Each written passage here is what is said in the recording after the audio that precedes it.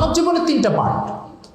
একটা পার্ট মায়ের গর্ভে আমরা পার করে এসেছি 10 মাস, আরেকটা পার্ট এখন পার করছি 40, 50, 60 বছর, আরেকটা পার্ট মৃত্যুর পর আখিরাতের জীবন। ইমাম গাজ্জালী রহমতুল্লাহ আলাইহি তার এক কিতাবে লিখেছেন, প্রত্যেক প্রথম পার্ট দ্বিতীয় পার্টের প্রস্তুতির জন্য। মায়ের গর্ভের 10 মাস হচ্ছে এখানে 80 বছর যে চলাফেরা করবে, এটার জন্য একটা দেহ দরকার। এই দেহকে প্রস্তুত করার জন্য মায়ের গর্ভের 10 মাস। আর এখানকার 70-80 বছর হচ্ছে পরবর্তী তৃতীয় পার্টের প্রস্তুতির জন্য।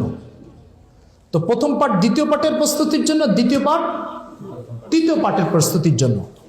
এই কথাটা অর্থাৎ প্রথম পার্টে একটা লোক মায়ের গর্ভের থেকে পা নিয়ে আসে না, হাত না নিয়ে আসছে, তাহলে দ্বিতীয় পর্বে এসে সে স্বাভাবিকভাবে চলবে না, পেরেশানিতে পড়বে। আমাদের সন্তানাদিদেরকে ইসলামের বেসিক বিষয়গুলো শেখানোর প্রথম দায়িত্ব হচ্ছে বাবা মা। আর বাবা মা যখন এখানে উদাসীন হবে, তখন বাবা মা নিজেও ক্ষতিগ্রস্ত হবে, ওই সন্তানও ক্ষতিগ্রস্ত হবে। ইসলাম আল্লাহ তাআলার পক্ষ থেকে, আসমান জমিনের স্রষ্টার পক্ষ থেকে পাঠানো সত্য দিন।